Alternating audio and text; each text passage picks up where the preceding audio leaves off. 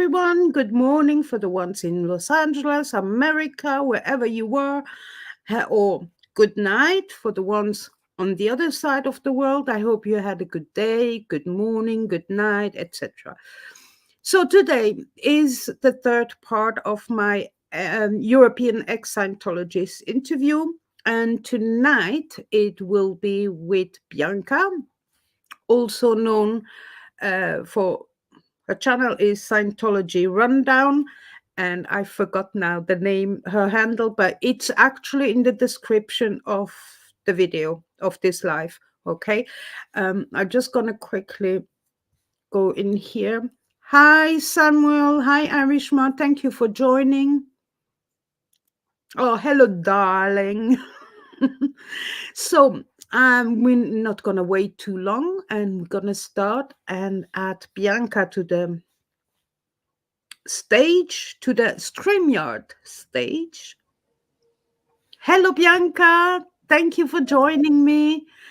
Bianca is in Sweden, in right. Stockholm, Yes. and she agreed to this interview. We're gonna try to keep it not too long, like we did last week with Samuel and Balash.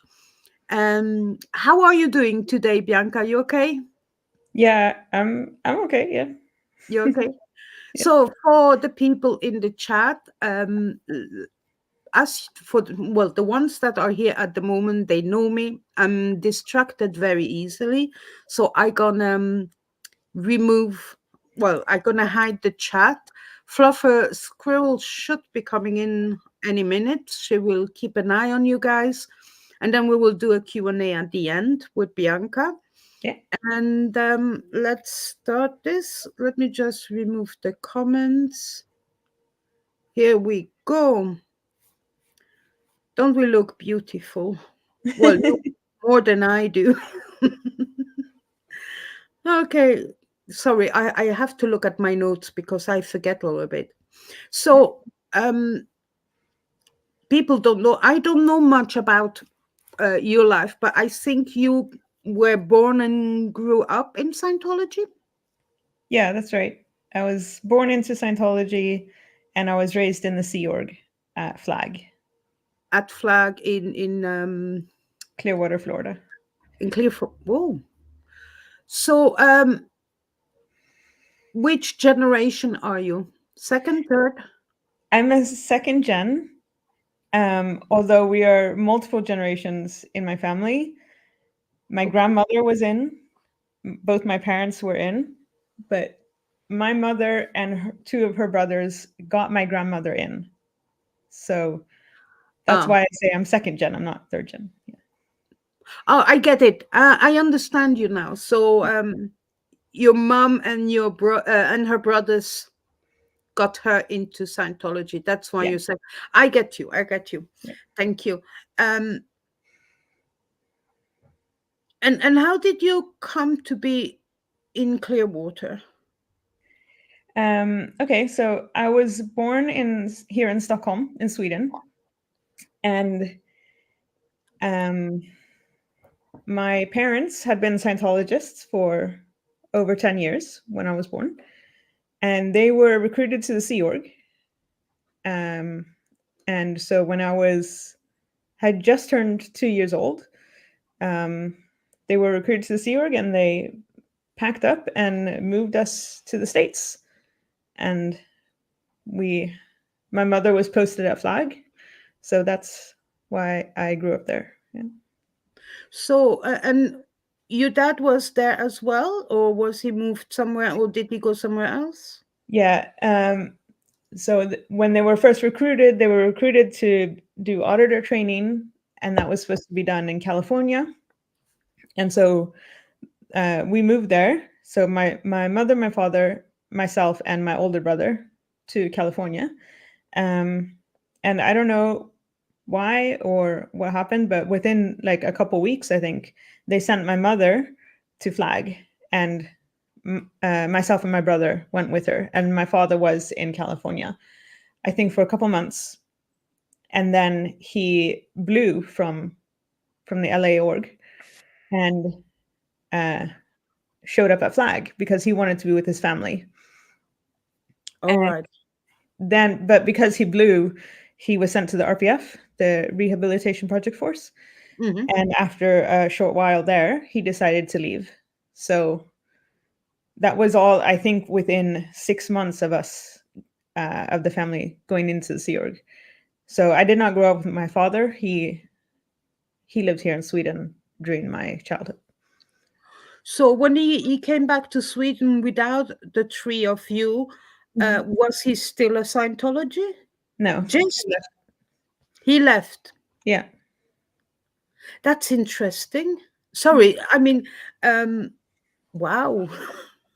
Yeah, he left completely. I don't know like how quick it was or anything like that. He never really spoke on it, and when we asked him questions, he never really wanted to answer. So, and Wow. yeah. So how long have you been in Scientology until you decided to leave?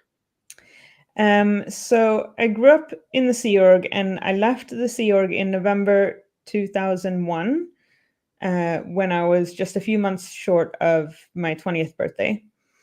And then I was still in Scientology, but not really active until I was 35, 34, 35, Okay. somewhere around there. So 2017, I woke up. And you were still in Florida, or did you come back to Sweden then, or? No, when I left the Sea Org, I came directly to Sweden. And You reunited with your dad? No. yeah, a little bit. We never really had a good relationship. He's passed away now. Oh, I'm sorry to hear that. Yeah. So when I moved here to Stockholm, my grandmother was living here, and I lived with her for a couple months. And my brother, my older brother, was living here as well, and my father. But yeah, my father, we didn't really have a good relationship. I met him usually for Christmas, and sometimes for midsummer, but not much otherwise. Does that mean he came to Florida to visit you once in a while then? No, never. No. No. So there was a disconnection there or not? No, it wasn't disconnection. It's just we weren't in touch. Oh, If I okay. wrote to him, he would write me back, but only a few times he wrote me without me originating. So when I moved here, I mean, he helped me get my first job here in Sweden. But yeah, we didn't really have much of a relationship. So you were 2 when you went to America. So did you continue to speak Swedish with your mother and your brother? Because if not, it would have been difficult to go back to Sweden and not understanding your mother tongue, really. Yeah. So my mother always spoke Swedish to me. Okay. And I was 2 when we went to Florida into the Sea Org. And my mother always spoke Swedish with me, and maybe my brother as well. I don't remember that well. But I lost the ability to speak Swedish, but I could understand it. Okay. And then I was here in Sweden when I was 7 years old. And I was living with my grandparents for a period of time. And so I picked up speaking Swedish again. But then when I left the Sea Org and I moved here, I spoke Swedish and understood Swedish as long as it wasn't too fast. Like if they didn't speak too quickly, then I could keep up. But I couldn't read or write Swedish. So it was an awkward situation Not in the easy, yeah. Yeah. Yeah, I mean, it made, finding a job harder. But yeah. Well, I remember when I went to the different Scandinavian countries, I thought they were all speaking the same language. It sounded the same to me. And my work colleague always said, no, no, but I do understand them though. So I think between Finnish and Swedish and Danish, I think it's quite similar languages, but for me, everything sounded the same. Well, Finnish is very different. Finnish is a completely different No, thing. And Norwegian, sorry, not yeah, Finnish. Norwegian, I remember Finnish, it has long words. yeah. And actually, on my mother's side of the family, where they are Swedish Finns, as in they're born and raised in Finland, but in the Swedish-speaking area of Finland. And so when I was 7 and I was living with my grandparents for a while, I had a Swedish-Finnish accent to my Swedish. Oh, really? But yeah, that's all gone now. But yeah, Finnish is totally different.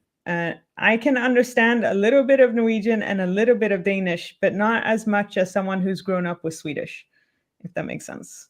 Yes, yes, I Yeah, understand. I also struggle with a few Swedish dialects. Oh, well, you know, I've been 25 years in the UK. I'm in Scotland. There are some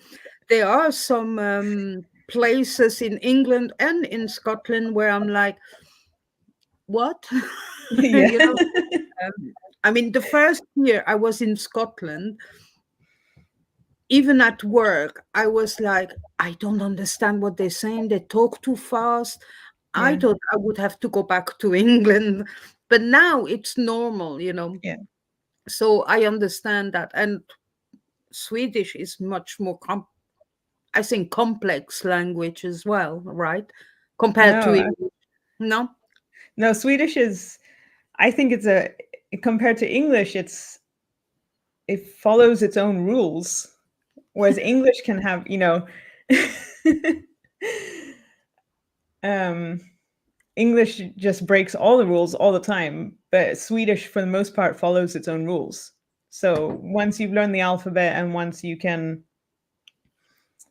speak it, then you can generally start to read and write as well. You know, Yes. it's not too much harder, but there are some, like I struggle with some Swedish words still, and if I'm tired or stressed, people will say, "Oh, you're not from around here," and I'm like, "No." Yeah. So, as a child growing up in the Sea Org in Flag, how was it? I have difficulties to ask this question. I don't want to upset you, but what? How was it for you? Was it a good memory and was it a bad memory? Can you tell me a little bit? Um, someone once said that even in like a cult, it's never all bad, or they wouldn't keep people in. People would Sure. leave too fast. So there's always something that's okay or good. And I didn't really have anything else to compare to.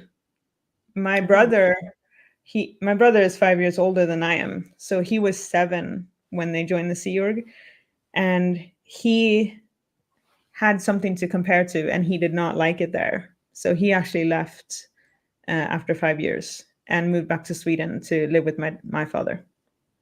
But I didn't have anything else to compare to, so I didn't know that it was weird or wrong. But I will say it for the most part, it wasn't a great experience. For a lot of the time, it was very bad experience, especially because you don't really get to be a kid. Like from the age of 8, all the same rules applied to me as applied to adults, like the same punishments and the same ethics rules and stuff. I wasn't working as many hours as they were, but I was working, and I had to do all the same ethics handlings and stuff like that an adult would have to do. And as a smaller child, you just don't have a security system. You don't have access to your parents, and you don't, like, so few adults to the large number of children. And also those adults could be switched out whenever. And so there was no real stability for the smaller children, not having access to parents, not having access to love, just having children taking care of children for the most part. And it's not an ethical way to raise children. No, it's completely against nature, to be honest with you. Yeah. And especially for us never-ins to start finding out that children are not children within Scientology, that they are people in small bodies. It's, in my eyes, it's inhumane. Yeah. It's child abuse. It's not what we know. I mean, I'm not saying that there are probably people out there, not probably, but there are lots of people out there that had as well bad upbringings with their parents and they were not in a cult. But the more and more we find out, that's why I find it important that more ex-Scientologists here in Europe are speaking out as well, and to make them understand there's no reason to be scared anymore.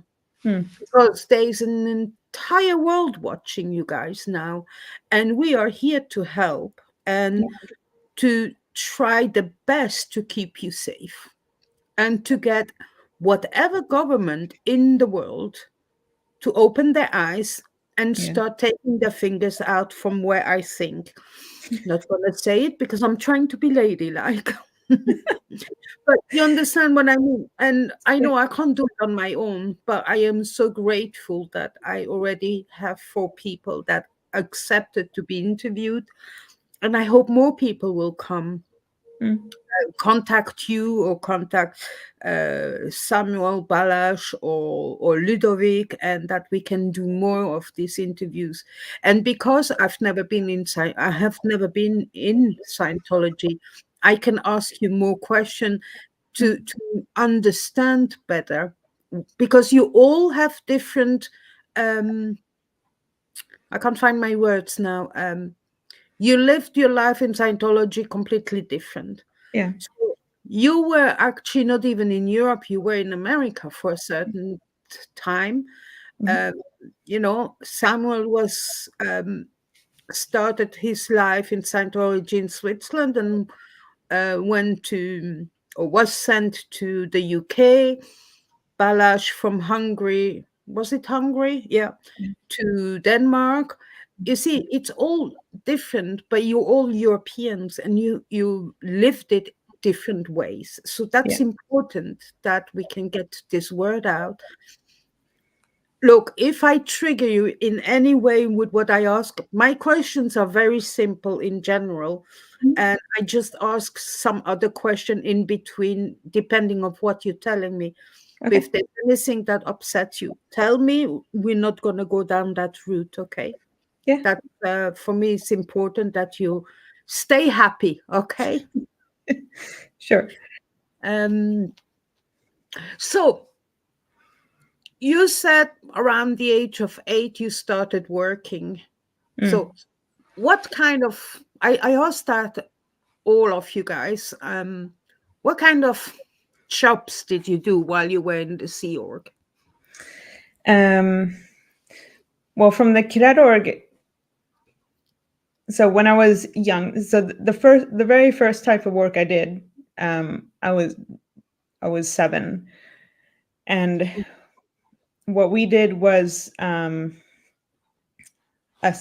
group of 6 to 7-year-olds, because in the Cadet Org you're divided from younger than 6 to 7, and then 8 and upwards, and we would sand blocks. So in Scientology, when you're studying, you use something called the demo kit, which is just like little blocks of wood or seashells or paper clips, just like a collection of small items, and you use those as part of your study. And we had all these like raw cut pieces of wood that we would sand by hand into like smooth blocks to be Yeah. used in demo kits. So that was like the very first type of work that I did in the ages of like 7 years old. I mean, we also had chores, cleaning up after meals and stuff like that. We always had that. And then when I was 8, I was, officially a cadet. And then I started doing, each day you could be assigned to a different project, is what they called. And for the most part, I was sent into the flag base to do something called tech paging, where the people who are paying to get the auditing, the spiritual counseling, you have to like run and get them and bring them to the place where they're going to meet the auditor who's going to do that. So I was a very shy little kid, and I found that really hard to do because I had to run up and I didn't know who people were. So they would like say, go get Joe Blow. And I would, and I'm like, okay, where is he? And they're like, well, he said he was going to be in the canteen. So then I had to go to the canteen, and I just like go up to all the men in the canteen and go, are you Joe Blow? No. Okay. Next guy. Are you Joe Blow? And then I find him, and then I have to take him. You're supposed to grab them on the elbow kind of and bring him to where the auditing was going to be. That was something I did a lot as an 8-year-old, which I found really hard for me because I'm very shy, and I didn't like speaking to people I didn't know. It's understandable. I used to be very shy as well. Yeah. Yeah. And if I wasn't doing that, it could also be doing housekeeping in the hotel, or it would be doing jobs at the cadet org. That would be gardening or cleaning or building bunk beds or renovating, painting walls, sweeping the parking lot. It could be kind of any kind of like manual labor. Wow. So yeah, so that was, I mean, that's kind of like the life of a cadet. You get a project for the day, and you do that. When I was 11, I think I got an actual post that wasn't just projects. So I was posted as the treasury secretary of the cadet org, and I was supposed to collect the money that the cadets were supposed to be paid by the organizations where we did projects, where we did tech paging, for example, and I was supposed to collect that money for the cadet org, which also involved going to adults and saying, hey, give us your money. And if you've ever tried to get money from somebody in the Sea Org, you would know that that's very hard to do. Wow. So I didn't do very well there either. But basically, yeah, I had, different posts. Most of the time it was projects. And then when I went onto the EPF, and then when I finished the EPF, I think I was 15. And then I was posted in the captain's office of the Flag Service Organization. So a flag, the Flag Service Organization, is the organization that does all the Scientology delivery, the auditing and the courses and stuff like that. And it's the biggest organization at Flag. And I think maybe the biggest Sea Org organization like in the world. I don't know if Gold had more at one point. But at any rate, the captain of that organization had an office of 4 deputies, a secretary, a communicator, which is kind of like they follow the captain around and just make notes of all the orders that she made and then assign them out and make sure they gotten done. And then there was a position called the BPIC, which is Battle Plan in Charge, because every week the captain would write a battle plan for the organization. It's basically a big to-do list for the entire organization. And her job was to go around and make sure people did whatever their job was on that battle plan. And then I had the position of programs operator. So the captain would write programs for different divisions, basically saying, this is what you guys need to do in this division in order to fix something. Yeah. And then it was my job to go to those divisions and make sure they do all the steps in the program, which I was highly unqualified to be doing as a shy teenager. Trying to order people around, people older than I am, people have been in the Sea Org for years and years and years. And, you know, here I am I fresh off. would have enjoyed that though. Yeah, it was, I was terrible at this. It was really bad. I don't like giving orders. I don't like speaking to people I don't know. And it was just all around bad. And I had been doing that for maybe almost a year, I think. And then the secretary was sent to the rehabilitation project force. So I took over some of her duties as well, which was the kind of personal assistant duties. I cleaned the captain's apartment every day. I did her laundry and I did her shopping. And I took care of her dog, in addition to my other post, which was the programs operator. Wow. Yeah. So I did that. Did you have time to sleep? Did I have time to sleep? I mean, same amount as any other Sea Org member, I would say. I mean, according to the schedule, post is supposed to end, according to the schedule that was at Flag for me, for the most part of the time I was there. You had the exercise muster, the first muster of the morning. I think it was at 6:45 or 7. And then the last muster of the day was at 11 p.m. And at 11:15, the buses start going to the berthing. So technically I should have had, you know, after 11:15 and until 6:45 to sleep. We didn't always get that. Sometimes the entire organization was being punished and we had to stay after hours scrubbing toilets. And sometimes I was specifically punished and I had to work extra. There was a really weird situation at one point where there had been this order. I don't know where the order came from, but it was an order for all of Flag that people were not allowed to do all night work anymore. So everybody had to go home and go to bed every evening at 11:15. But sometimes I was told I had to do something before I was allowed to go home for the evening.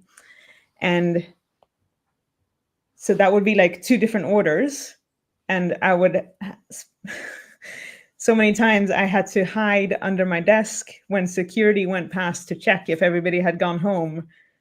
And then after they had checked that nobody was still on post, then I would come out from under the desk and get back to work. Yeah. So, I mean, how much sleep you got, that kind of varied.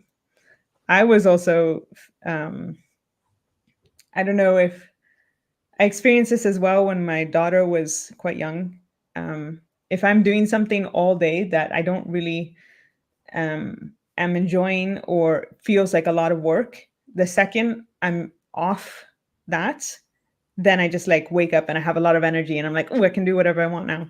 So most of the time, when I got home after post, like at 11:30 at night, I would have this big burst of energy, you know, and there's no going to bed on that. So yeah, like sudden free time. And then you should be using it to sleep, but then you're just like, oh, what can I do? Yeah, you see, it's good you share this, because when I think the only issues I had when I was a teenager was my parents don't let me do this and then that and then that, you know, and I have to say my parents were in one way strict and in another way they weren't. It was a mixture, yeah. So we never really knew in which situation they were going to be strict or when they were not going to be, you know. But when I hear your story, I'm like, blimey, what kind of problems did I have? Nothing compared to you. You really, you know. And and I wasn't working. I went to school till 16, and then I started my apprenticeship at 16. And I went to school still and did a little bit of work to learn how it is, but it was not, horrible, you know? Yeah. But I mean, we should never compare stories because I feel like, I mean, for me, like not knowing if it's going to be strict or not, or strict in different situations and sometimes not. And we had that a lot in the Sea Org as well, and I found that very stressful. Some days you could get away with some things, and then the next day you could be in so much trouble for the same thing, and I find that a very stressful situation. But yeah, as somebody once said, trauma is trauma. Different people experience different things. I hear other stories from other second generation children, and I'm like, I had it easy. But yeah, you can't really compare. Yeah, but you all have different stories, and Yeah. it's good to know all of your stories, Mm. because without your stories, we can't advocate for you. Right.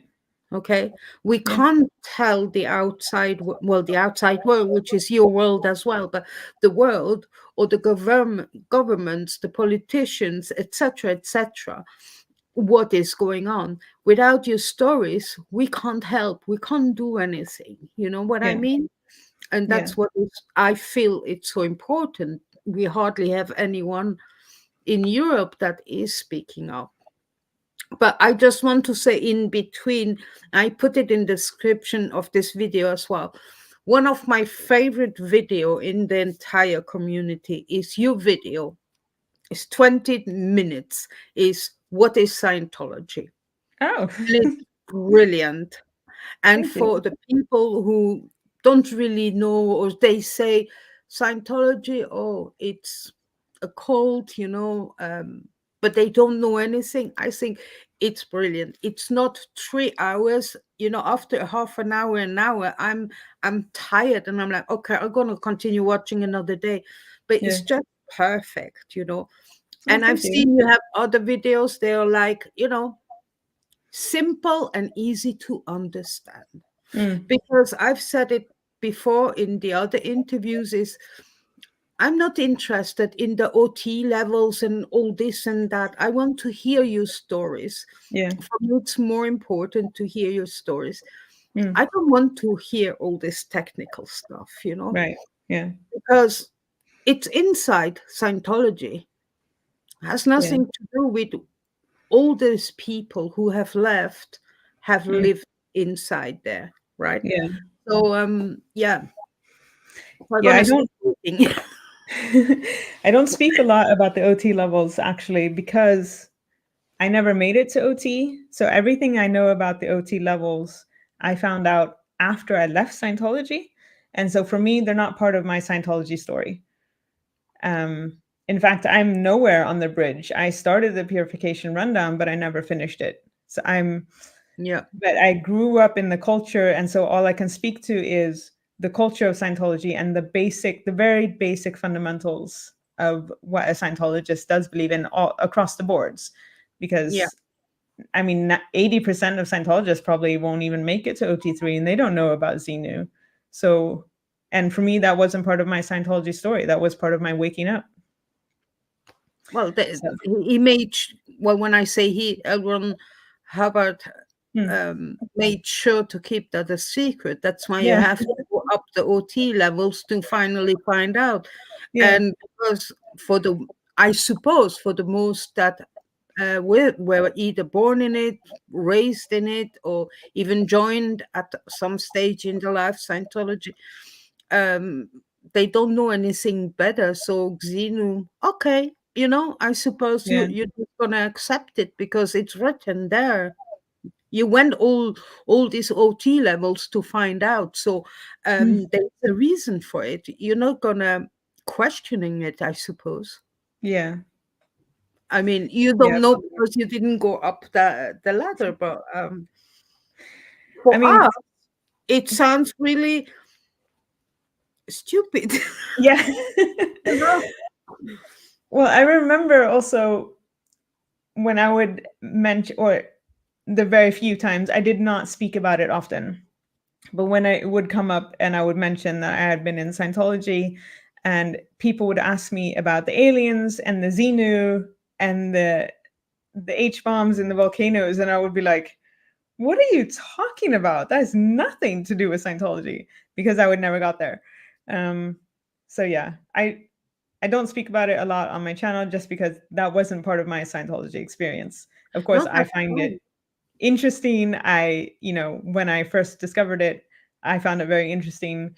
I didn't find it like, it's hard to explain because it's so comical. It's such a silly story, the Zenu story Yeah. specifically. But I also felt like, oh, I can see how Scientologists would buy that and how that fits, even though it's just completely ridiculous. What did really annoy me though when I found out was the clear cognition, because that's also a very well kept secret. If you haven't reached clear, you don't know about that. And when I found that out, I was like, seriously, come on, that's a scam. Yeah. But hey, what would you have expected from a sci-fi writer, Hmm, right? To sure. around his stories creating a cult. So whatever he was, to a certain degree, he was quite intelligent to get it to a stage where people believe. Because when he started it, no one was born in it because it didn't Yeah. existed, right? So Yeah. he had to make it believable with the book Hmm, Dynetics. hmm, So that's how I see it. All right. So I don't know if you watched last week's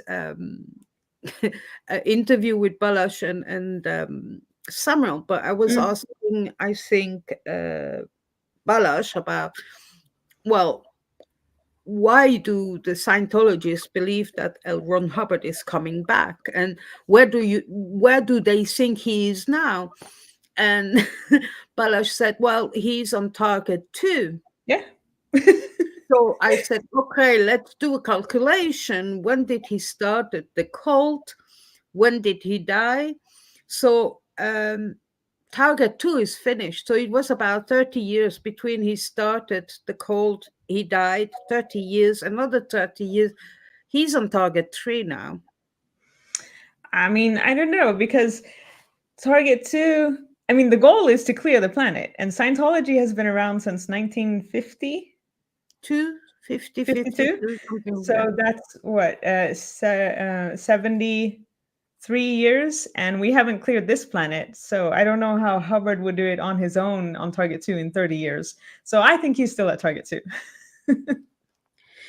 I calculated it in the way of how long he lived until he died in the Ah, cult. I see, So I see, I about see. 30 years. Hmm. Then you add another, I can't remember which year he died, I think 86 or 87. 86. You add another 30 years, Yeah. that would be 2016. So Hmm. Target 2 is cleared. Well, he probably died now on Target 2 and moved on to Target 3. So he started job Hmm. on Target 2, Yeah. like he did here. Now, look, I said that last week as a joke, but I had to laugh because when Balash and Miriam were protesting on Tuesday, even Miriam said, "Oh, and Bridget actually figured that out. He's on target train, so he doesn't go around." I actually did this as a joke, but actually, when you think about it, that's Hmm. my logic. Okay, I'm quite logical or analytic when it comes to things like that. But who knows? But he's never gonna come back anyway. He's not So coming back here. No. no, no, no. But the ones who have grown up or were born in Scientology, they don't know any better No. because that's what they are told and they believe it because there's no one else to tell them otherwise, right? Yeah. Yeah, exactly. Yeah. Okay. So I wanted to inject a little bit of, Hmm. a little bit of stupidity in here. Mine, I mean, not yours, mine. You already answered that. So, okay. Um, sorry, I moved up and down. So when you decided, okay, this is not for me, I'm gonna leave. But could you just walk out the door and just leave? Or did you escape? From the Sea Org. Yeah. Because you hear everyone has a different story. So Yeah. it's one of the things that interests me. In a way, you could say I made them kick me out. Okay. Good I girl. decided, I came to a point where I realized I either had to get out or I was going to die. Was that bad? Yeah. So, and then, so let's just throw up a little trigger warning here. I had tried to leave earlier, and on two different occasions, and it hadn't worked out. And I knew that if I said I wanted to leave, you know, either it would be the process of leaving on their terms, which could take anywhere from 3 months to 2 years. I knew actually a couple who had already been on that route for almost 2 years at the time when I wanted to leave. And I also knew that they would probably convince me to stay. It had already happened twice. So I slashed my wrists, which is not a very credible attempt, but it definitely a credible threat for taking my life. Cry for help? So then they had to kick me out. So that's how I got out. And how did you manage to fund your trip back to Sweden? I mean, So did when you I earn left, any money as a teenager? no, I had no money. I had zero money. I was never good at saving my money, and $50 a week when you also have to buy your own toiletries, your own socks, feminine hygiene products, snacks, laundry detergent. I was also paying most of the time for the captain's laundry detergent and cleaning supplies because she didn't pay for it. And I was getting in trouble if there wasn't any. So I had zero money. And at the time when I left, I've heard some people get $500 when they leave. I didn't get a single cent when I left. So my mother and my grandmother pitched in money to buy my plane ticket to Stockholm. Okay. Oh, okay.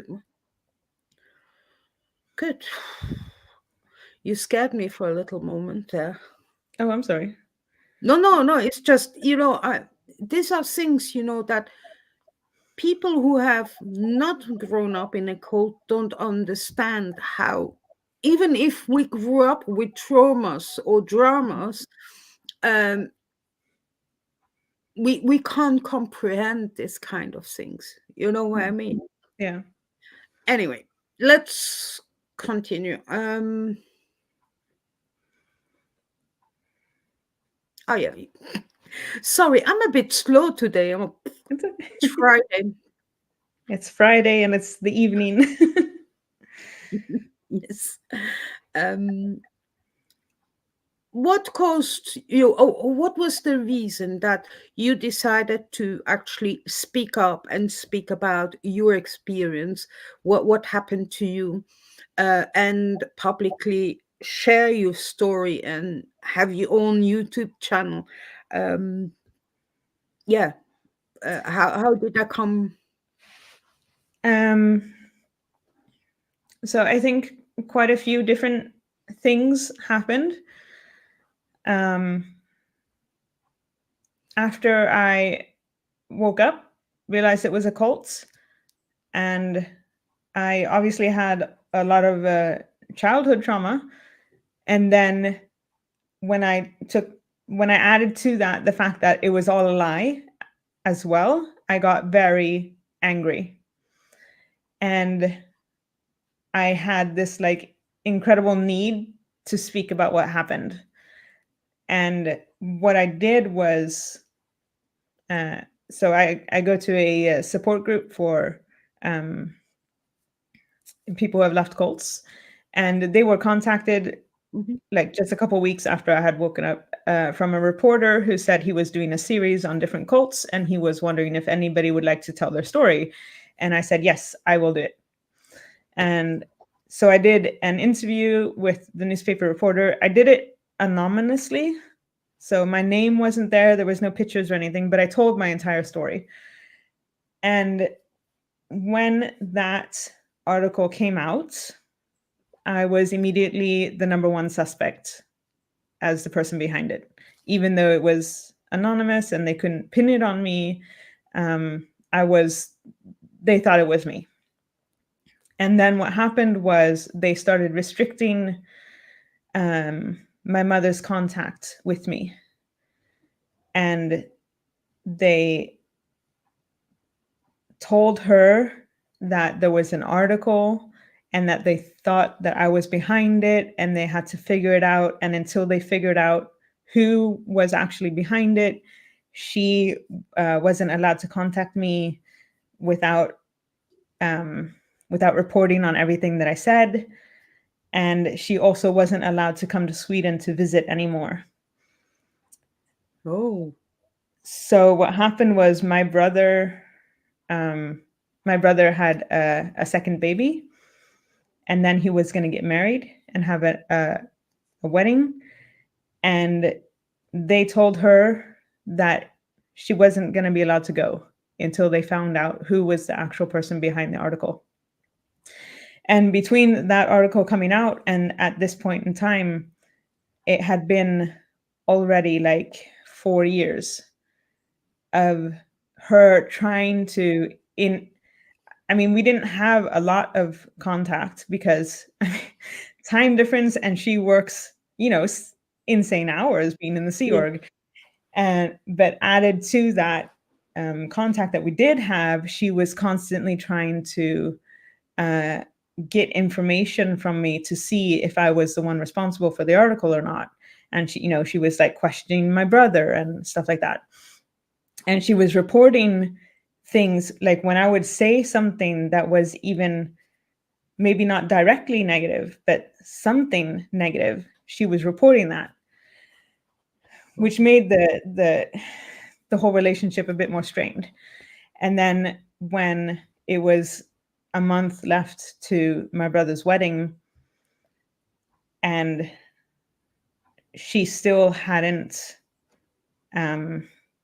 they were still telling her that she wasn't going to be allowed to go until they figured out who was behind it. And then I just said, you know what? It was me. I was behind it. And then she said, well, then I'm not coming. And I told her, well, that's because you're being controlled by a cult. And she said, no, I'm not coming of my own free will. And I was like, well, why not? Why aren't you coming to your son's wedding and seeing his children, your grandbabies? And this is a son that she gave up when he was 12 years old. So like 30 years. And she said, oh, I'm not coming because you'll be there. And I said, well, you don't have to speak to me. I can stay on the other side of the room. We don't have to talk at all. You can be there for your son. And she didn't come.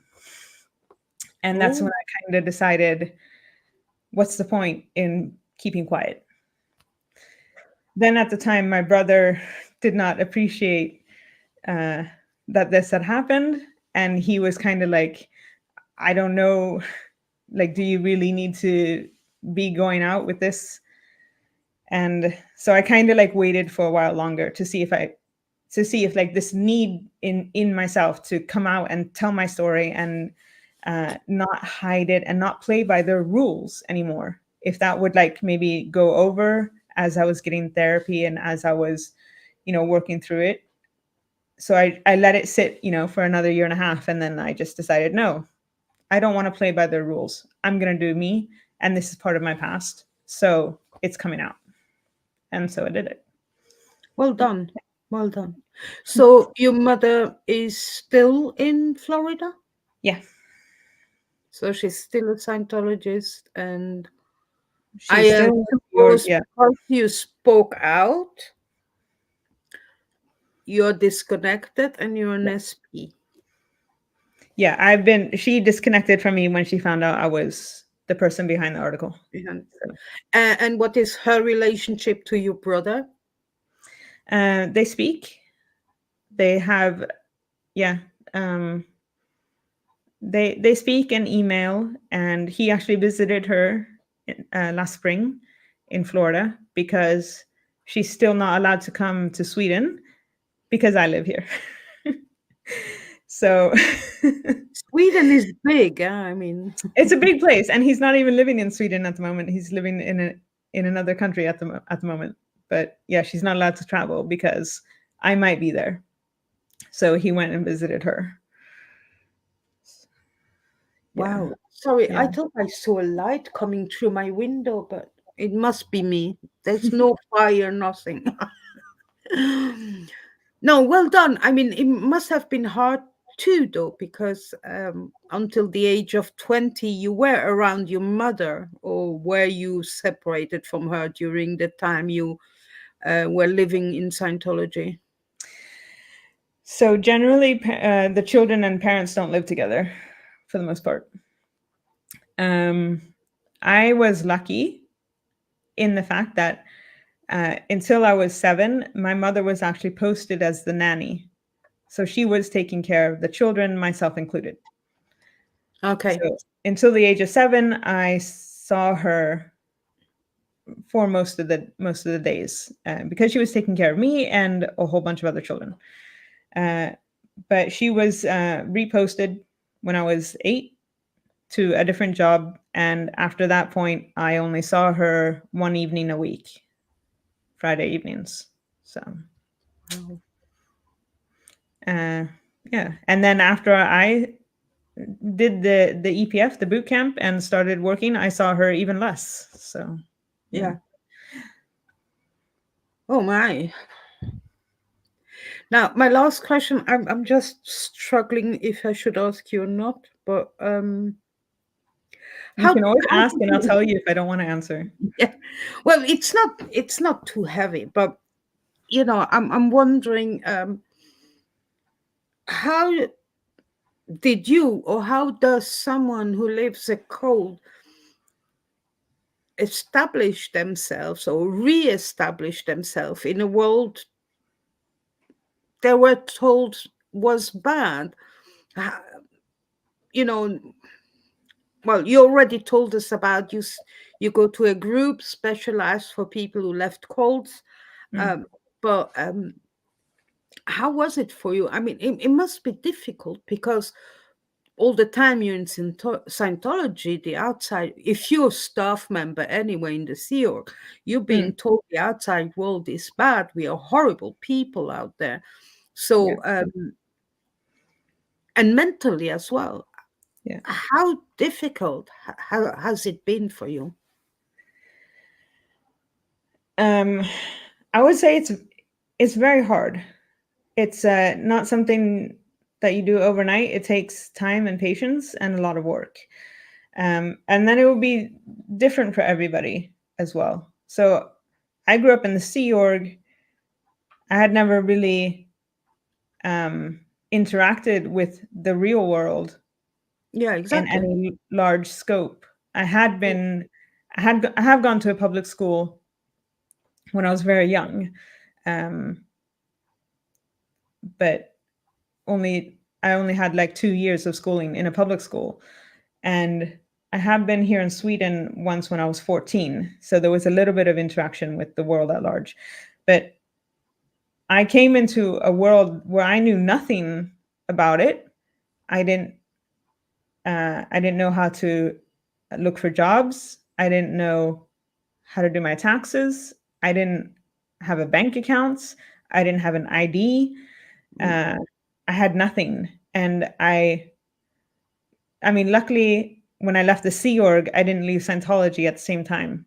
So I was able to live with my grandmother until I found another Scientologist where I was able to rent a room.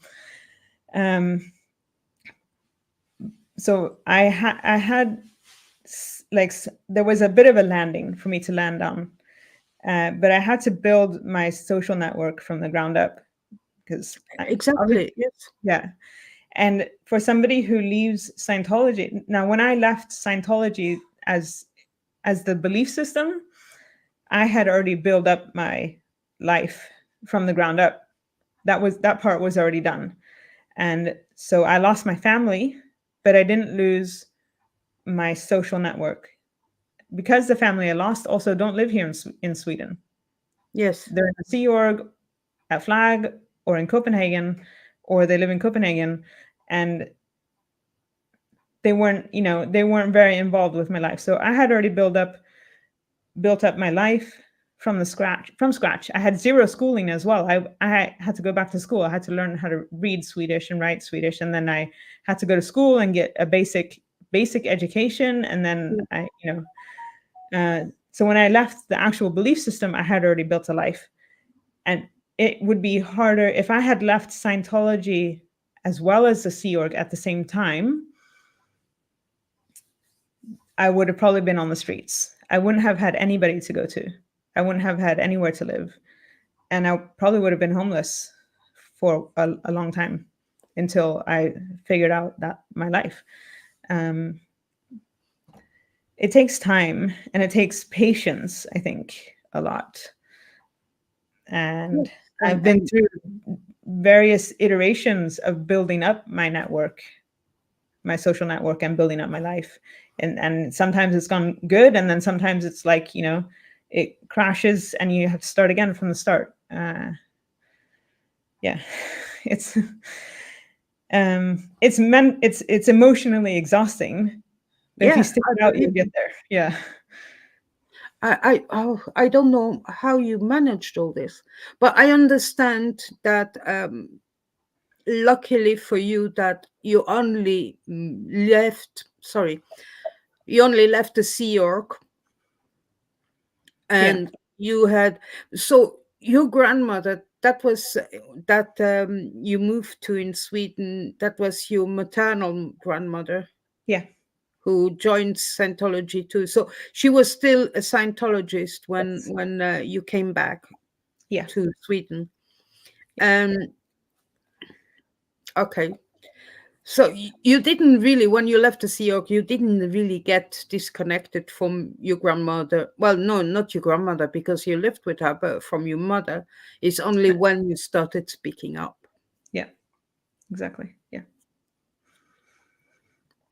That was my last question. I hope I didn't upset you too much in certain things, but thank you so much for having been so open. Perhaps we can do something else another time. We're going to see who we have in the chat. We're going to say hello, and then we'll see if we have any questions from anyone. And let's go to the top. So I'm just going to quickly say hello to whoever is here. So I already said hello to Samuel in Irish Mart. Hi, Fluffer. And Yolanda from Switzerland. I don't know if you know Yolanda. She's from FASA. It's the Free Anti-Scientology Activist Group. Janelle. Sorry, I need new glasses. I'm too much on the computers and my mobile phone. Hi, Balash. Balash is here as well. Janelle. Hi, Mayam. Oh, hello, Paraditology. You see, again, I can't pronounce it today. I had difficulty. Paraditology. I have to say it in 2 words. And then I hope I'm not missing anyone. Cinderelli, hi, how are you? Thank you for joining. Okay, and hi, Laura FM is here. Hello, thank you for joining. Okay, I've seen a few questions, so I'm gonna quickly start them.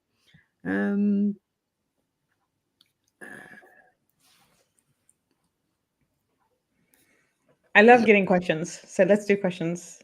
Let's do questions.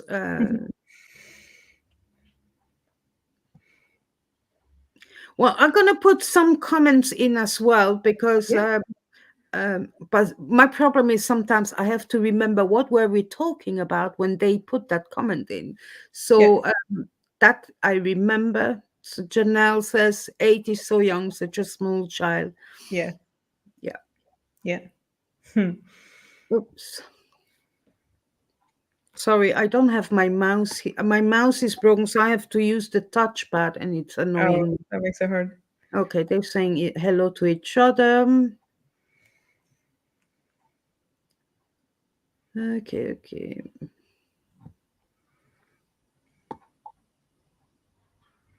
Okay. Sorry, I don't know what's the matter with my. Here we have someone is commenting. That is a great video of Bianca. Very interesting, simple to the point, and marvelously explained. That is probably coming back to the video I was saying about you explaining Yeah. words. And that's why I put the link to the video in the description of this live, because Yeah. anyone that has is just a little bit interested, but they are not very sure what Scientology is, that video will tell you very short time. I would have made that video. It would have been 20 hours, not 20 minutes. But sorry, it's perfect. Yeah, it's actually my most watched video. It's I believe you because there are other people. I'm not saying that what other people are doing on YouTube are not good.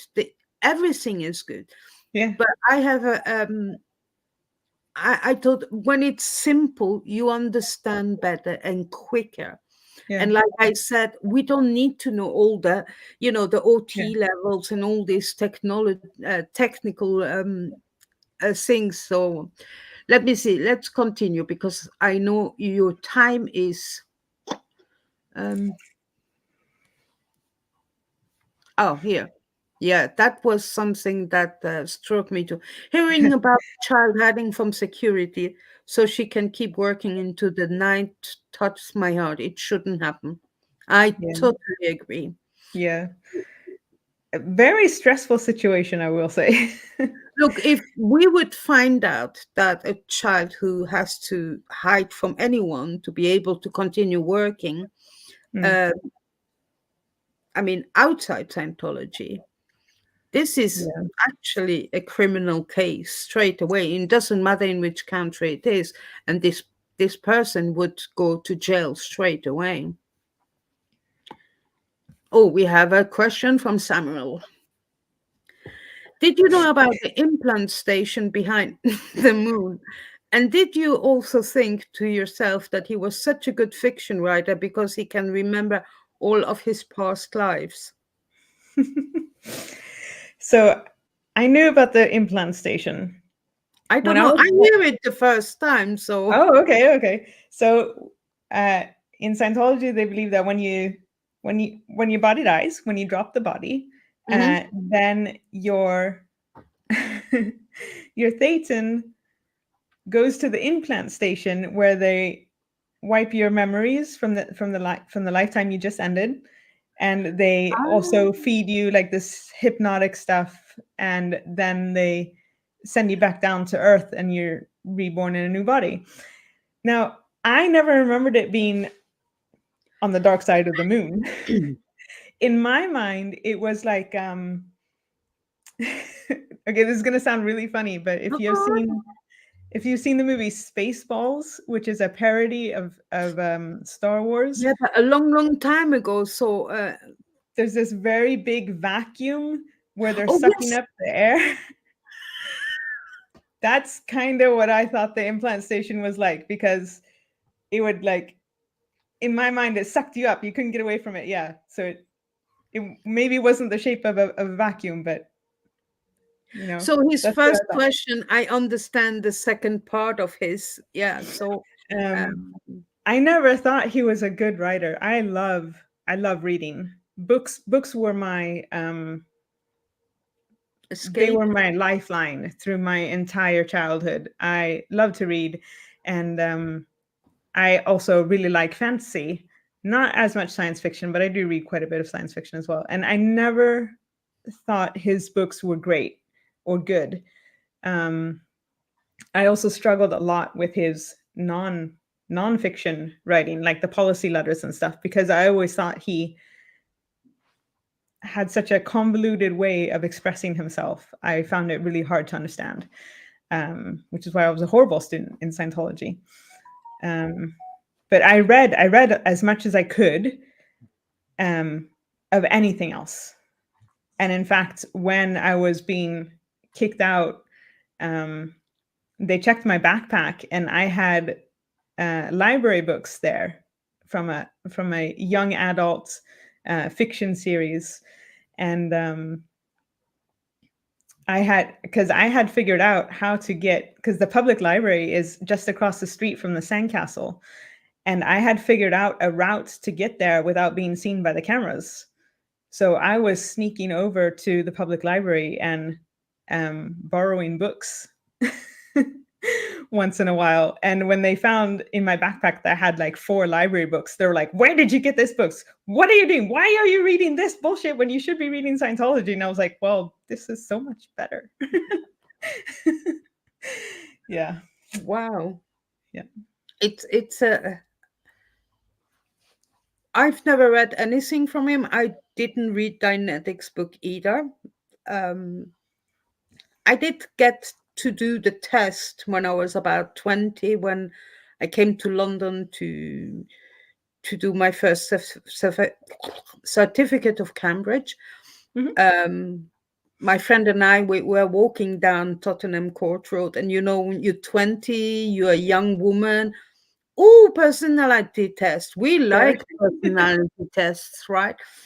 And me being 4'4", my friend was around 6 foot. He said, "No, Bridget, it's a cold." And I'm like, "Oh, come on, we have time to spare. Come on." And he said, "Oh, all right then." But he says, and we both Swiss French, so we spoke French, and the guys in the shop of Scientology, they didn't understand the word, which was great, right?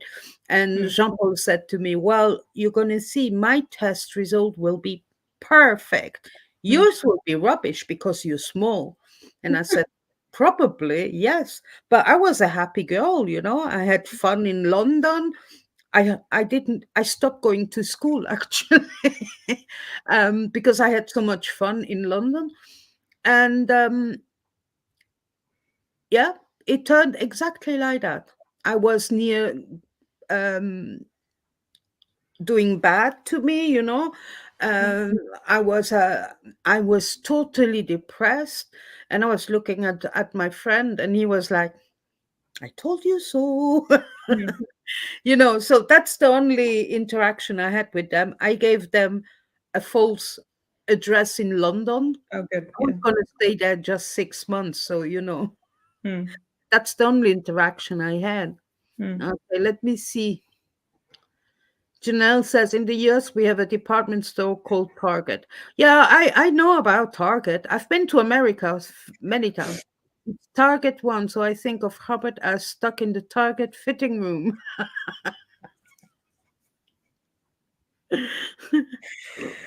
I like it. Yeah, but I'm still not over the implant station thing. I honestly never heard of it until tonight. When I was little, there was a book called "Have You Lived Before This Life?" that had a whole bunch of past life experiences that had come up in auditing, and they had like made it like each chapter was a different past life experience. I don't think they sell this book anymore. I think they stopped selling it like in the early 90s. But when I was little, one of the adults at the Cadero used to read it as ghost stories to the children. really? Yeah. And I'm pretty sure I remember the implant station from that book. Or I just heard about it. I don't know. But yeah, the implant station, that's really funny. Just quickly. And Fluffer says, "Sending my best to Bianca." Well, thank you, Fluffer. Thanks. She's a lovely Fluffer.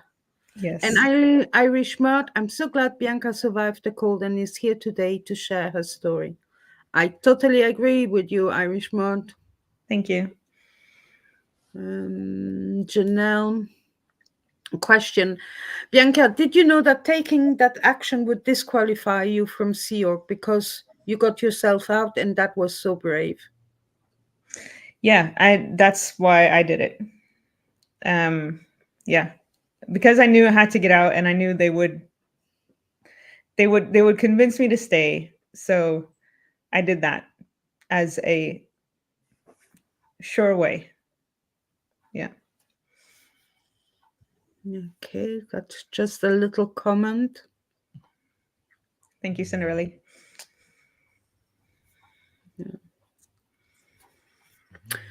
Oh, look.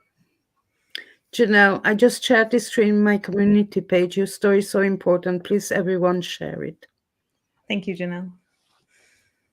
And guys, I hate asking you that, but if you haven't already given some love to my like button, please give a like. If you haven't subscribed to Bianca yet, I have put the link for her YouTube channel in the description as well. But probably if Fluffer is kind enough, she can chuck it into the how you call that, into the chat. Yeah. Okay, Yolanda from Switzerland has. Yeah. Dear Bianca, thank you for sharing your story with us. It's not easy for never-ins to deal with, but it's important to awareness work. I wish you all the best for your future. And then she Thank has you. another part, a second part. Dear Bianca, remember that the outside world is not the scum. No. And another one. Remember that the outside world is not. How many times are you going to say that, Yolanda? Well, we need to let everybody in all cults know that the outside world is not scary. It's a wonderful place to be. Hi, Laura. Thank you very much for joining. I think it's first time Laura joined my channel. Oh, wow. We Congratulations. have messaged before on Instagram. Yeah. Thank you very much. That's very much appreciated. I know she had a Yeah. question later. She said, I think I know this, Bianca. Yeah. I think you know me. You guys must have trust while you were in the Sea Org. Yeah. Perhaps. Yes. Okay. Yes, you're right, Bianca. Yeah. Question, I will watch again on replay, but was Bianca in Clearwater in Sea Org? Yeah. So Laura, I knew you as Mr. Anderson because you were in the CMO, the Commerce Messenger org. And yeah, I didn't know you personally because I was not in the Commerce Messenger org. And yeah. Okay, that's the second part. I assume Megan Anderson. I think that is Laura's real name, Megan Anderson. Or the name she had then. Yeah. Well, for me, it was Mr. Anderson. Yeah, well, her dad is still in Scientology, and he's in the blue building. Sorry. Yeah.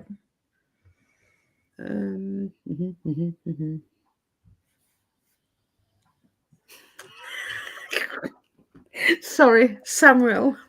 He always makes Yes. me laugh. And remember, the implant station is manned by psychiatrists. I hope Yeah. so. Which is very interesting because it's been around for like as long as. So, unless I'm way out of the ballpark here, but I think the implant station has been around as long as there have been thetans on the planet. Like, so since Zenu dumped everyone here. So there have been psychiatrists since before evolution created human beings. But you see, everyone talks about Zenu, and I can't even pronounce it properly, thetans and everything, But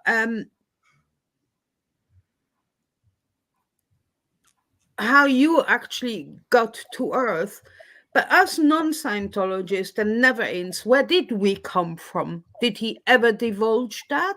Or are we just the bad ones?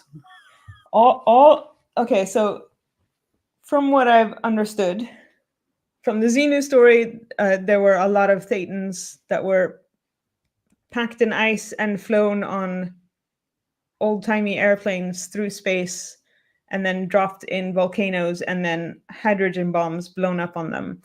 And then I think even after that time, thetans have been being sent here as a prison planet. So all the criminal thetans were also sent here, I think, maybe. So we are criminals. But it, like, just because you're never in doesn't mean you weren't packed in ice and blown up in a volcano. Oh. Yeah. Something must have happened when we dropped, and we were probably not good enough for. Oh, you just haven't found Scientology yet. You know what? I'm not a big fan of sci-fi, but I should actually write a sequel to L. Ron Hubbard's story, right? That would be funny. No, I wouldn't do it. Way too much work. And I've never written a book anyway, so. Oh, that's so nice. Thank you. Oh, it disappeared. Thank you, Lara. Thank you, Laura.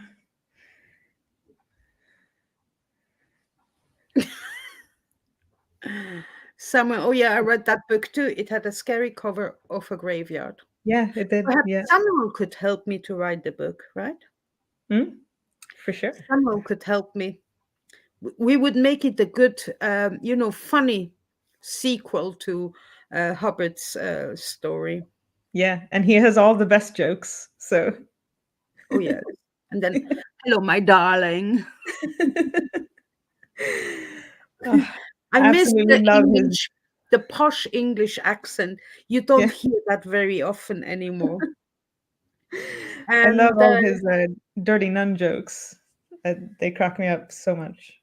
The thing is, you see, is that I don't always understand the jokes in English.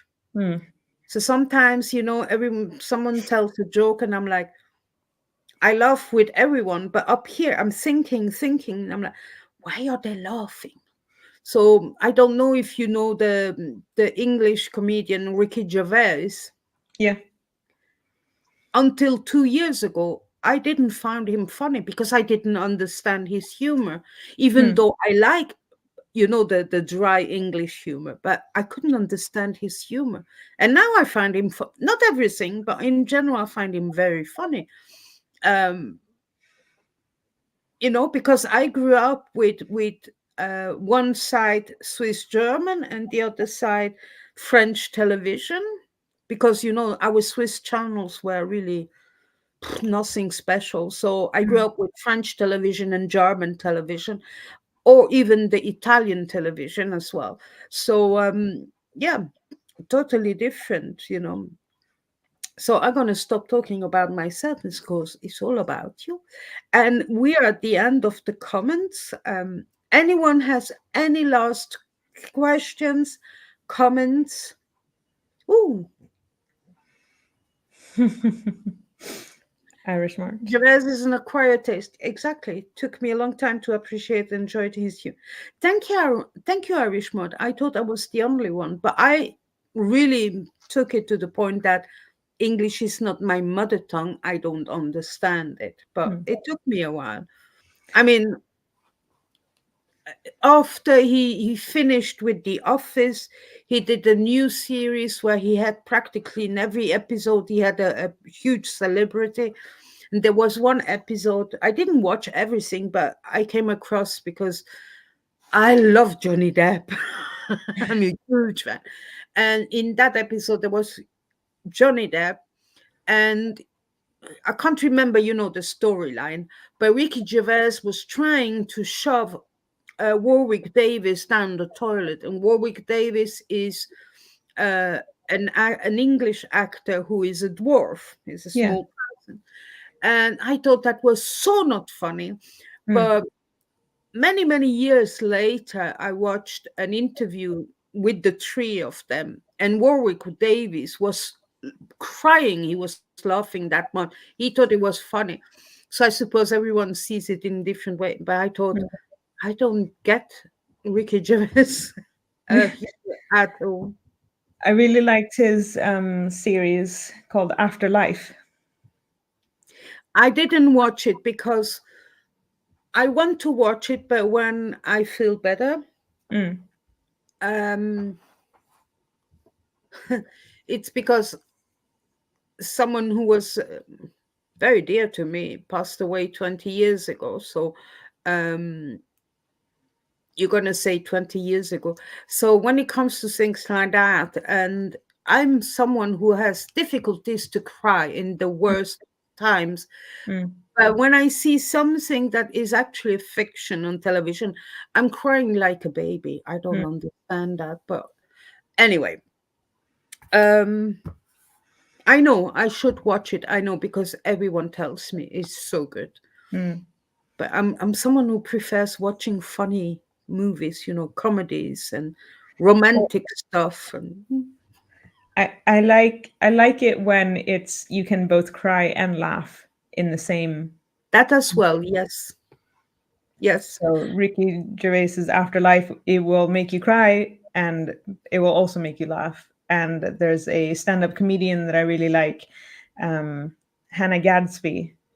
I also always cry and laugh uh, at her comedy shows. Name says I'm gonna Google her later, Yeah. but the name, I've heard the name. I just can't put the face to it at the moment. But there are some good comedians out there. I mean, I watch a lot of stuff on YouTube. I hardly watch any normal television anymore. It's all practically Netflix, Amazon Prime, Yeah, and sure. YouTube. And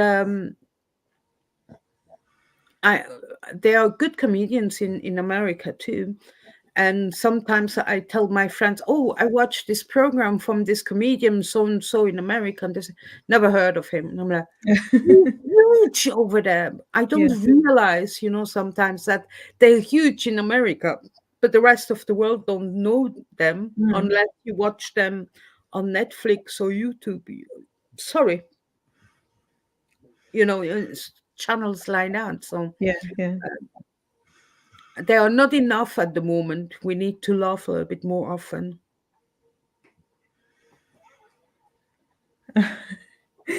um Did you see that? I yeah, think she's no, the one. that's not Hannah Gadsby. You're thinking of Kunk on Earth is the name of uh that I don't parody. even know. I don't remember what her name is. That one is also very funny because there will be some tidbits of actual facts and then just insane parody mixed in, and it's hilarious. I watched it with my partner who is a history teacher. So- Irish Smart says Diane Morgan. yeah, that might be her name. Yeah, Never heard of she's it. also in Afterlife, the series. Oh, okay. Yeah. Oh, okay. Okay. I suppose I'm gonna have to watch it now, Bianca. But sometimes, I see names. I have no clue who these people are. And then Yeah. I watch and I'm, oh yeah, I know. Yeah. And I'm like, sometimes I'm like, why don't I remember those names? Yeah. But as soon as I see the face that is associating, oh, okay, I get it. I get Yeah. it. Yeah, I'm the same. Oh, I missed that part. Sorry, Janelle. She says, Ricky is half funny even when you speak fluent English. Well, it depends, right? I mean, there is an English comedian. I can't. You see, I can't even remember her name. She's not exactly, skinny. She's a bit plump, and she's hilarious. She makes me laugh. I've watched the stuff that is on YouTube so many times now. I'm a bit bored because I know them by heart. But she's really funny, and one of my favorite ones was was. He still is, but I don't think he's very well, is Billy Connolly from Scotland. Okay. I'm not sure if I've You seen need that. to Google him. He did movies in America as well. Not a lot, but he did some in America. Stand-up comedian. He did movies in England. He married a psychologist or psychiatrist, very intelligent woman, and he comes from somewhere in Glasgow, and he did some strange jobs, but so funny. And do you remember the American actor Robin Williams? Yeah, of course. Days, I think the best sketch he ever did was Mhm. about golfing in Scotland, and Okay. he tells the story with a Scottish accent. Mm. And in an interview one day, he said Billy Connolly taught him the Scottish accent, Ah, and it's so funny. I yeah. think it's the best sketch. For me, it's the best sketch in the world. For me, sometimes I thought he was a bit overdoing it when Sure. he was interviewed, etc. But that sketch, you need to Google it. It's on YouTube as well. It's hilarious. I'll look it up. Yeah. You need to get used to the Scottish accent too, because Yeah. he does, you know, the accent here in Edinburgh is totally different than the accent in Glasgow. So Glasgow is a bit more heavy. My ex mother-in-law had a heavy accent. I tell you, the first year I was like that, concentrating, trying not to hear anything outside me, so I could understand what she was telling me, because that Yeah. accent was so. And she was using words as well that had nothing to do with the English I learned. Yeah. It was, Yeah. I've heard Glaswegian is it's its own language almost. Yeah. yeah. Irish Mouth says as well, Billy Connolly, she likes Billy Connolly. She loves Billy Connolly. I love him too. Craig Ferguson, I can't remember. Oh, Craig Ferguson. He did the late night show, or the Saturday night show in America that James Corden took over. I don't Craig I Ferguson. don't really know American TV, to be honest, because uh, you don't get to have a TV in the Sea Org. Well, Um, yeah. yeah, and then I moved to Sweden, and then it was Swedish TV. So, Oh, uh, Janelle, that's the lady I'm telling you, the comedian Sarah Millican. Sarah Millican. She's very I'll have funny. to look Yeah, that up as well. yeah. Yeah, yeah. And yeah, you need to search on YouTube is Craig Ferguson interviewing Billy Connolly. That I remember. I've seen that before. It's hilarious. Okay. Or there is also a video where I think the person he had the most on his show was Betty White. And Oh, I love her. for me too, from the Golden Girls, right? Yeah. And um, it's I think an hour's, and every time he invites her, and even though he was in America, he never lost his Scottish accent. Beautiful. Mm. So if you want a half an hour or an hour to have a good laugh, check Ferguson interviewing Billy Connolly, or check Billy Connolly. He has long hair, he has a beard, a bit of a goatee, and once in a while he was uh, dyeing it purple or green or blue, and um, Okay, very special guy, but very funny sure. and very thought through as well. His sketches, Mm. very intelligent man. Yeah. What? I can't read it. Billy and his. Oh, I forgot. Yes, he was playing banjo as well Okay. on his knee. Tattoo story cracks me up. Yeah, I'm trying to remember. Thank you, Janelle, to remind me that I'm gonna have to search YouTube and watch it tonight. We need a good laugh once in a while. Yeah. It doesn't mean because I found him funny that you're gonna find him funny, okay? but Yeah. he hasn't done much lately. I think I don't want to say anything. I think he has Parkinson's. Is that Okay. right, chat?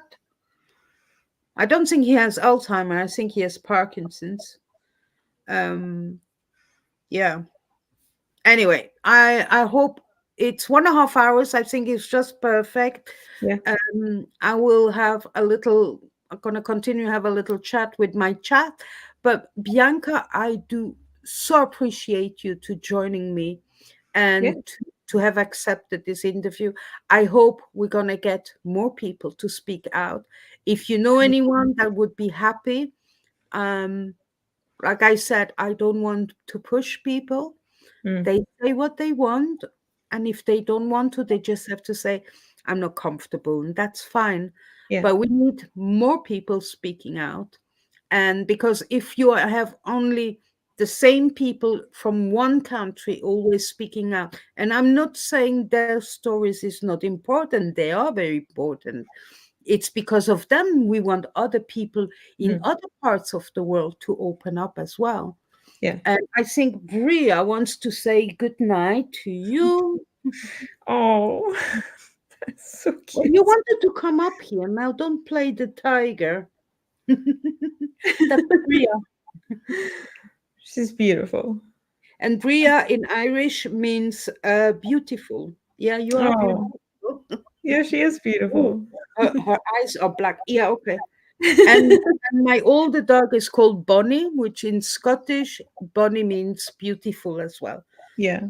And my second dog is the only boy of the family, and he's called Baxter. It has nothing to do with beauty, but he's beautiful as well. Thank you, Bianca. Keep in touch if you ever Yeah. need to talk. Even Mhm. though I talk a lot, I can listen as well. I might Thank not have answers, I might not be able to help, but I always here to listen. So you have my details, okay? And Yeah. have a good evening. Thank you so Thank much. you. Yeah. Thanks for having me on. Thank you. Bye bye, Okay. Bianca. Bye bye. Bye. Oh, wasn't that beautiful? I thank you so much, Bianca. I hope she will come back one day. Um, thank you, Balash. Thank you so much for saying that. And Irish Mart. Thank you. I'm gonna try in the future to keep it short, but when last week we had two people. You want their stories to come out, and the week before, I know the day before was Ludovic from France, and I just let him talk, and it just took longer. And that's fine. I'm not expecting people to watch my videos in one go, especially when they are long, even though some people watch people streaming for 5 hours and they watch it from the beginning till the end, unless they don't tell people that they're fast forwarding, what I do sometimes, because I don't want to watch people sitting in a car eating when I'm hungry and I have no food. Thank you, Samuel, for joining. I really appreciate it. And have a good evening too, Samuel. It's an hour later in Switzerland, and where Bianca is in Sweden. So here it's 10 to 8, over there it's 10 to 9. I want to say thank you very much, Fluffer. Thank you very much for keeping the chat in check. But it was lovely. Thank you very much. And if anyone has a comment or a question, you have another, let's say, another 5 to 10 minutes, and then I will finish as well because I'm hungry, and the dogs as well.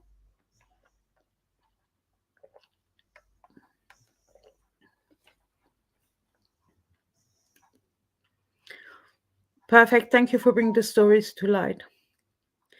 I think it's important, we need to get people to speak up more. And we are now in the 21st century. People shouldn't be scared anymore, right? And the ones that are listening to their stories, we know it's true. Okay. And we are here to help, or, make sure they are safe. Well, I hope that everyone that is interested in this activism thinks the same way as I do. I'm not expecting people to think the same as I do or have the same opinion than me, but I want to make them understand there are lots of people around the world watching all these YouTube channels, and there's a reason for it. But for that, we need their stories to continue advocating for them, right? So, oh, pardon me, that is important. So, Janelle, thank you for respecting our time and for ending on an uplifting topic. You do a beautiful job interviewing, Bridget. Thank you. I mean, my very first interview was in German with Yolanda from Faser in Switzerland, and I had to cut it into in two videos because it was long. But you have to let sometimes the people the chance to talk, and it was good for me because Bianca said, "Look, I can do tomorrow, but not too long because probably she did see that the previous ones were longer." I never expect people to join the lives. You can watch in replay. You can watch it in 1, 2, 3, 4 goals, fast forward. You know, whatever. Um, but it's just important, and for me, it's also good to have a good laugh, right? Yes. And for the ones who are here and for the ones who might not know, I did actually announce yesterday in my live yesterday that I'm creating a second channel where I'm gonna give my opinions, my 2 cents on programs I'm watching. Don't laugh, but um, doing recaps from the Housewife franchise, Below Deck, what else? The Curse of Oak Island, The Curse of Skinwalker Ranch, um, the trial of Massachusetts versus Karen Reed. That's big in Massachusetts and in America and everyone else watching from around the world on YouTube. What else I wanted to, and probably I would like to do a little true crime thing. I watch a lot of true crimes, and it's very interesting. Um, Giving my 2 cents and my opinions on certain things too. So, oh yeah, I'm telling you that because I already created the banner and it's hot pink. It's not going to be red, and it starts also with "et voilà." But then the second part, I don't know. I wrote first "et voilà" my opinions, and I thought, mm. um, if anyone has any ideas, your ideas are welcome. You don't have to put them in the chat now. You can comment on this video later on. If you have ideas, I'm gonna have a look, and and that's it. Parodytology. Thank you very much, and oh, thank you so much for the coffees yesterday. I will share them with Fluffer. She doesn't want it, but I will. Thank you very much. And also, thank you very much also from you, Irish Mart, for the coffees yesterday. I really appreciate it. That was very nice. I will also share it with Fluffer. I just need to figure out how to send it to her because she doesn't want it. But I'll find a way. We will find a way. So thank you very much.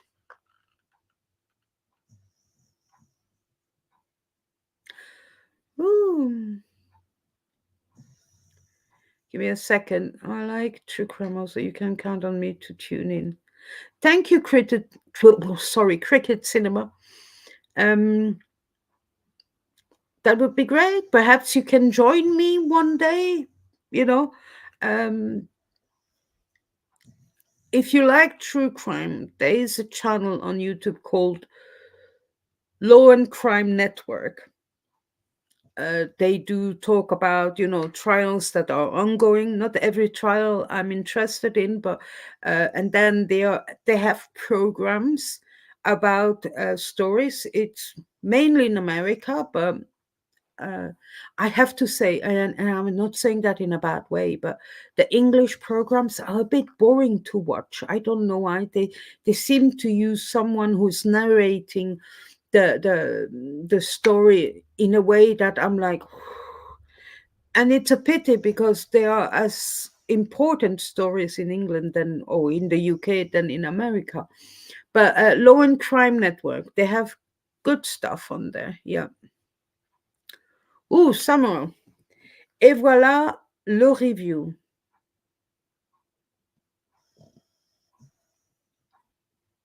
We're getting there. We're getting there.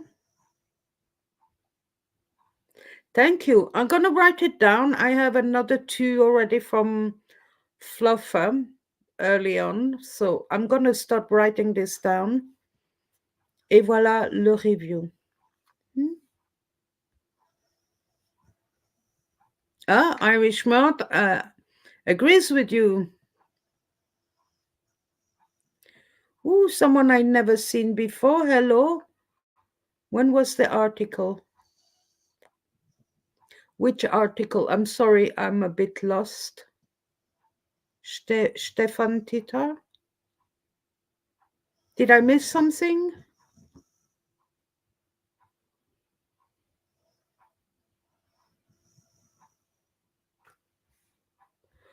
Oh, Fall River. That's where Karen Reed lives, right? Cricket Cinema.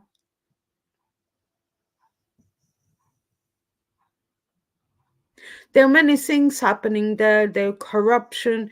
I mean, you could write a book or create a movie just with we're not going to go into that. We can discuss that on my new channel as soon as it's created.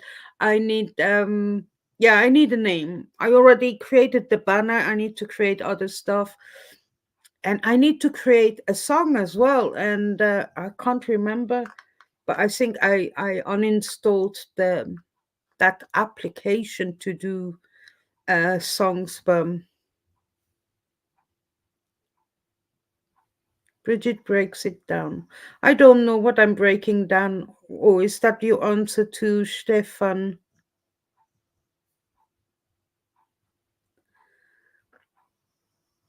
Where there is a will, there is a way. I know what you mean. You mean about Fluffer, right? Mm-hmm. I agree with you. I will find a way.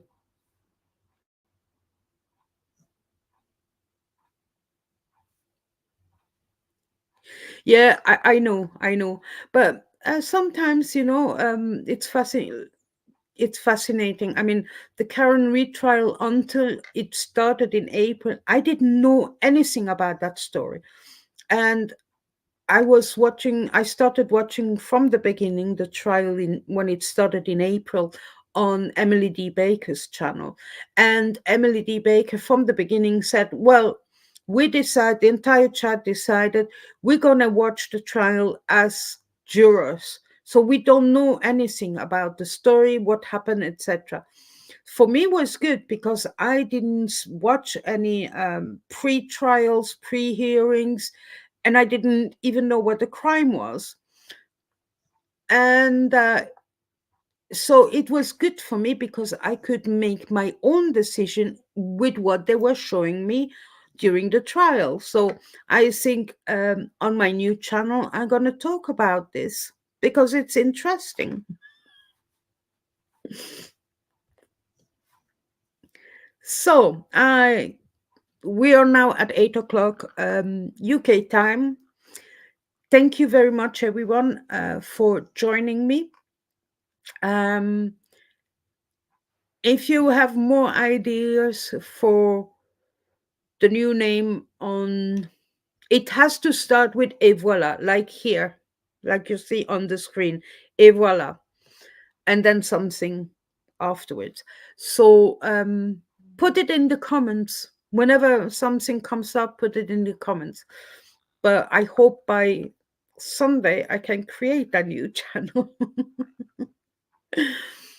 Everyone, I do so appreciate everyone to join today. And I hope it was as interesting for you than for me to hear Bianca's story. And I wish you a good day, a good evening, or a good night. And talk to you very soon, hopefully. Et voilà. And don't be strangers, right? Bye.